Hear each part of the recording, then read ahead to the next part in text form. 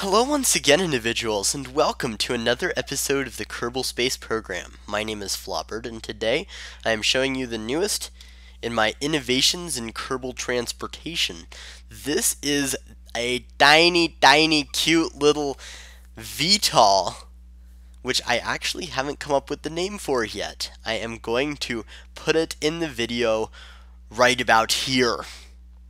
Alright, that is the name. It's a very good name, don't you think? Anyway, let me show you how said VTOL works. You start off by throttling up, and then you hit the spacebar. Note how smooth of a takeoff that is, and how almost perfectly vertical, although it does begin to gradually travel forwards.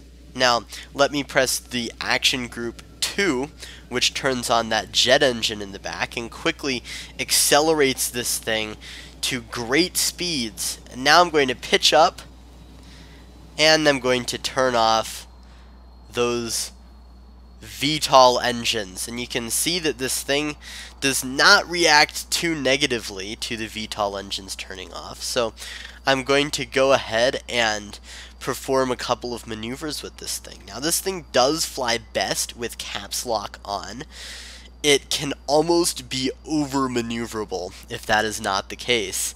You can see that it is a very maneuverable little plane, in part because almost all of its wing surface is in the form of control surfaces, which is rather nice.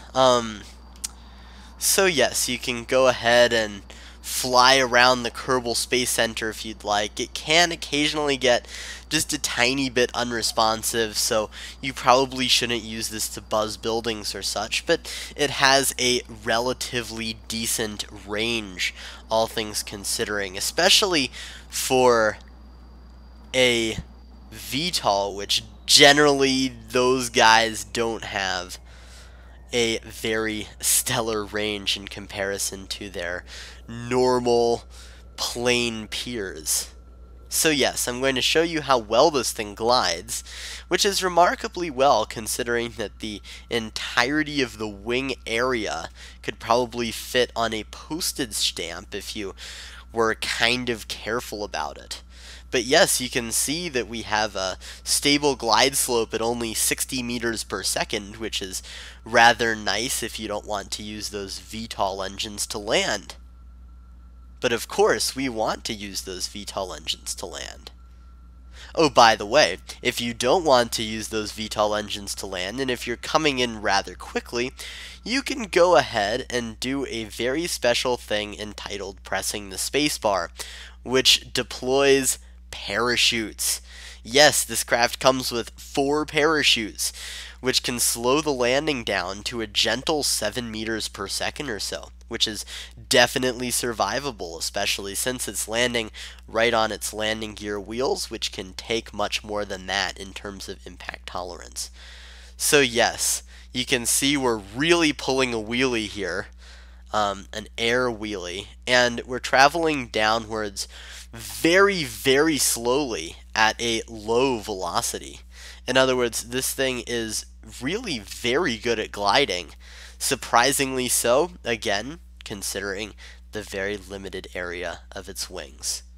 Although that in part is also due to the fact that if you look at this craft, it is kind of small and light, and it can pitch up really far relative to other aircraft, which is nice when you're trying to get those good glide slopes. Alright, so let's press the 1 and 2 action groups both and go ahead and see how much of a vertical landing we can do with this VTOL. Of course, it should be a vertical landing because that is where the L part of the word VTOL comes from. It's a vertical takeoff and landing, not just a vertical takeoff aircraft. You can see that we've slowed our speed down to probably less than 10 meters per second in forwards velocity right now. So let's just go ahead and come down. Very nicely done landing.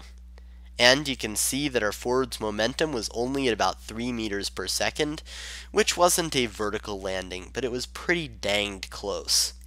Well, I hope you liked this quick little snapshot of this design. It's a very fun little guy. Have a very nice day, individuals. Like, favorite, subscribe, and share, please. And I'll see you next time with another episode of the Kerbal Space Program. Peace.